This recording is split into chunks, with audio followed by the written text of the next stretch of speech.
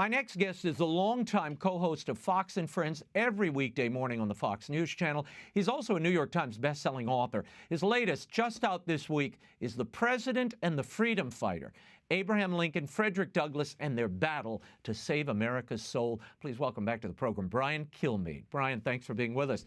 Before we get to this great book, I have to ask you about this week's big political upset when Republican Glenn Youngkin trounced Democratic former Governor Terry McAuliffe in Virginia. What fueled the outcome of that race, and what does it portend for these upcoming congressional elections?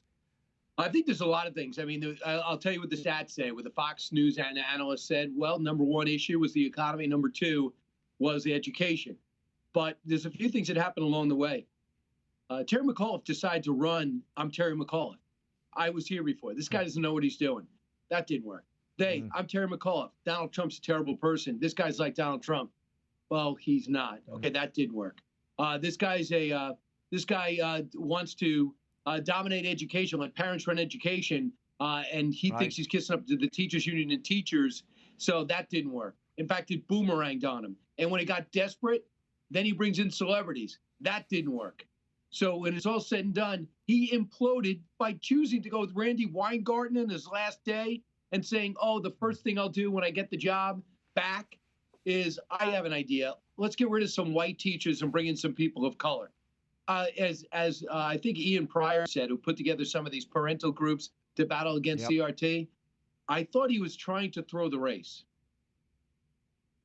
Oh, he may have been. He certainly did a good job doing it. Look, during a press conference on Wednesday, President Biden was asked how much responsibility he took for the results in Virginia. Watch. No governor in Virginia has ever won when he's of the same, or he or she's the same party as the sitting president. What I do know is, that people want us to get things done. They want us to get things done. And that's why I'm continuing to push very hard for the Democratic Party to move along and pass my infrastructure bill and my Build Back Better bill. Is the Build Back Better bill and more federal spending what people are really focused on, Brian? Yeah, I think, it's a great idea. If your whole block's on fire, why don't you run down there with a flamethrower? I think that's the only thing you can do.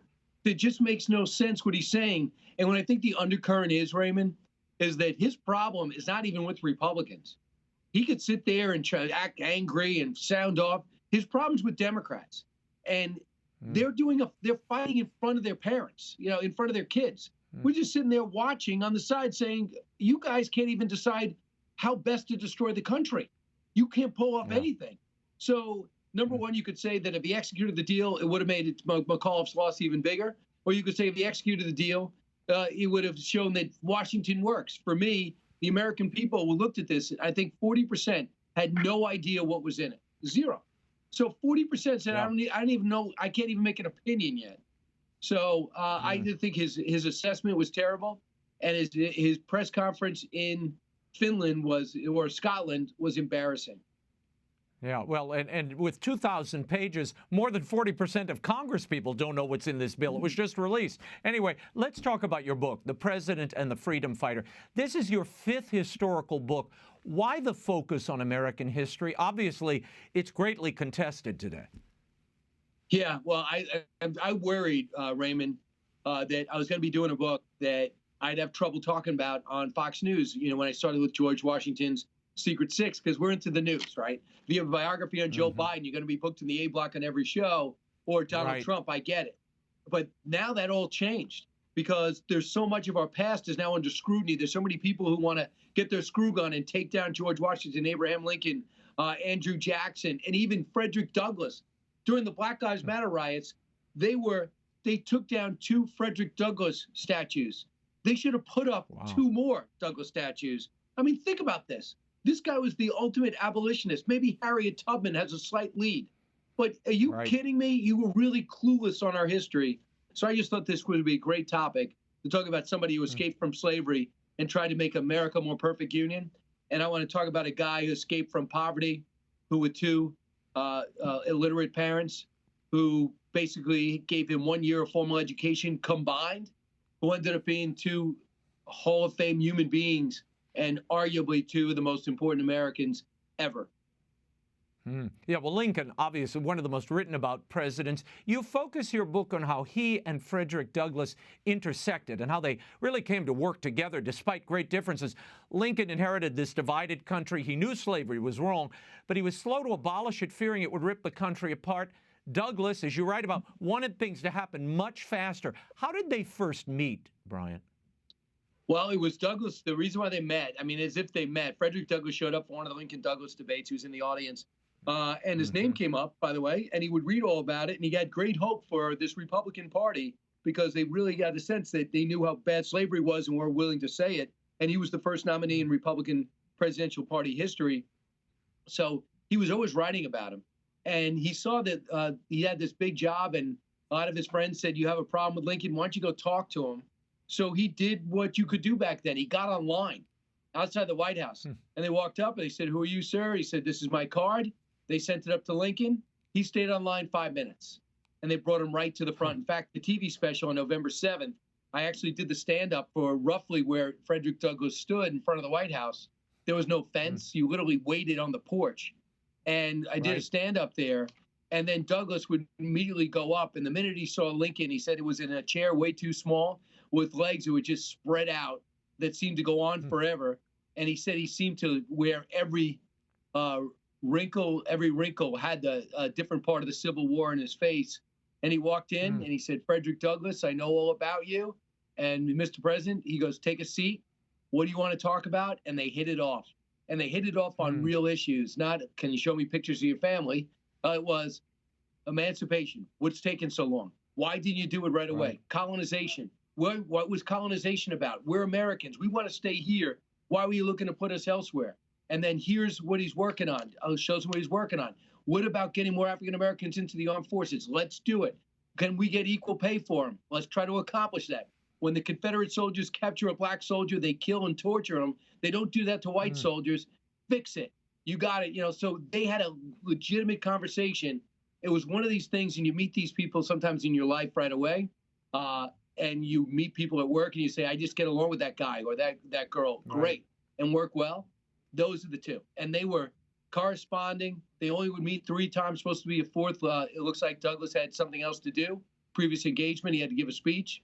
And then they met the final time after the inaugural at the ball at the party, when he looked at Douglass across the way when he walked in and said, "My friend Douglass, what did you think of the speech?" And he said, "Mr. President, don't worry about me. You got a room full of people." He said, "Frederick, there's nobody in this country I would like to know more about what they thought of my speech than you." And he said, "Sacred effort, sir." Yeah, I'm working on a book about Lincoln for children, and people are amazed, and I was stunned at how Lincoln entertained people. Americans would get in line. They'd come up in the afternoons and have private audiences with him. People looking for clemency, mothers of soldiers who were imprisoned begging for, reprieves. He did take that time to really meet with Americans at a moment when the country was so divided. And as you said, they worked together to recruit African Americans into the military. Douglass even put his 2 sons into the 54th Massachusetts Regiment. But they faced a lot of resistance. How important was their relationship, Brian? And how relevant is it today vis-a-vis what we're seeing regarding race and how it's tearing us apart? What can we learn from their example, I guess, is the best way to A couple of things. Number one, how about forgiveness? He would write to Thomas Auld, who was his slave master, would loan him out to this horrible guy, Anthony, and would work known as the slave breaker. And then he would come out and he ultimately escaped from him. But he forgave him. And he just asked him some questions about his youth. He goes, "I have nothing but, I'm done with you. I'm not mad at you anymore." He became this world-renowned speaker and intellectual who escaped from Thomas Auld and wrote about Auld in all detail in his biography that he wrote 7 years after escaping from slavery. And he forgave him. And we're walking around here 200 years from when slavery existed.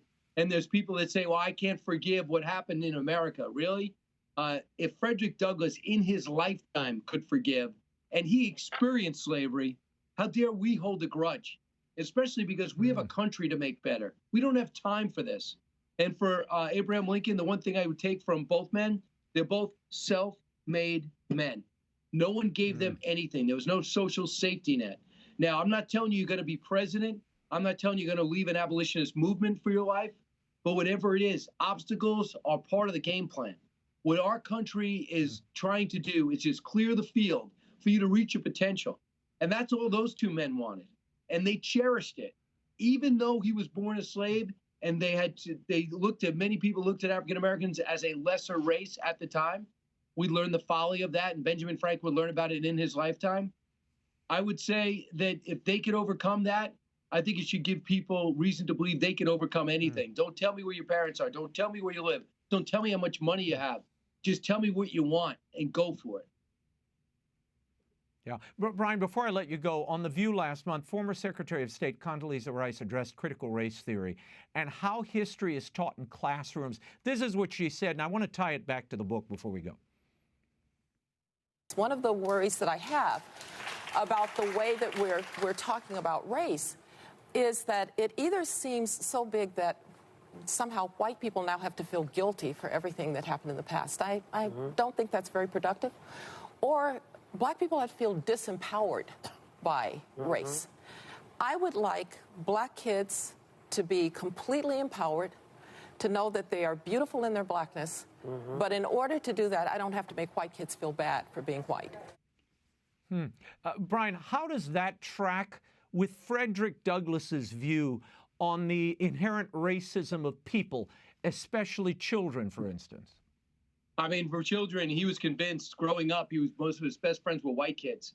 And he was convinced that kids don't see color, even in his lifetime, that he would think it would take generations to understand for us to get over this imbued racist views that we might have had. But he's convinced kids don't see color, which means books like yours, the Lincoln book you're about to write, and the reason why you stand up for CRT is not because you want to win an election, is because you just want your kids not to grow up thinking they're less than or more than. And that's her point. And if she could sit there and watch some of her best friends be harassed and one burned alive in her building, if she could be in a segregated South and not be allowed to go to the movie theater until she was 18 years old, and that's Condoleezza Rice's view. She has no bitterness towards George W. Bush, her mentor, or George H.W. Bush, who was her original mentor. She has no bitterness towards anyone because of the color of their skin. If she could put it in perspective, how come we all can't? Yeah, no, all of us are precious in the eyes of God, and color should have no bearing at all. Brian Kilmeade, I wish we had another hour. The President and the Freedom Fighter, Abraham Lincoln, Frederick Douglass, and their battle to save America's soul by Brian Kilmeade is available now at stores everywhere and online. Brian also has a Fox News special on November 7th. Thanks for being here, Brian. Go get him, Raymond. I'll watch you tonight. All right, my friend. Bye now.